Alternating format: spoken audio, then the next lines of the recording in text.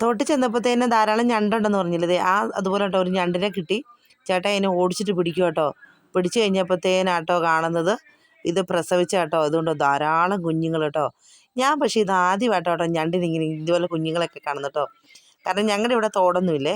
അപ്പോൾ ചേട്ടൻ്റെ വീട്ടിൽ ചെന്നിട്ടാണ് തോട്ടിലെ ഇതൊക്കെ കാണുന്നു കേട്ടോ.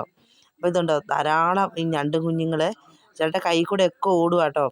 അപ്പോഴത്തേന് ചാക്കോച്ചിക്ക് ഭയങ്കര അത്ഭുതമായിരുന്നു കേട്ടോ, ഇതുപോലെ ഞണ്ട് കുഞ്ഞുങ്ങളെയൊക്കെ കണ്ടു കഴിഞ്ഞപ്പോഴത്തേന്. അപ്പം ഞാൻ പറഞ്ഞു എന്തായാലും ഇത് പ്രസവിച്ചിരിക്കുന്നതല്ലേ, അപ്പോൾ ഇതിനെ നമുക്ക് വിട്ടേക്കാമെന്ന് പറഞ്ഞു കേട്ടോ.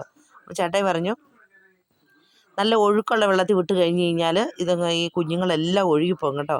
അപ്പം ഞങ്ങൾ എന്ത് ചെയ്തു, ഈ സൈഡിൽ പാറയുടെ സൈഡിൽ നല്ല തെളിഞ്ഞ വെള്ളത്തിലോട്ട് ഈ പാറയുടെ അടിയിലോട്ട് കയറി പൊക്കണം കേട്ടോ. അത് സേഫായിട്ട് പൊക്കണം കേട്ടോ.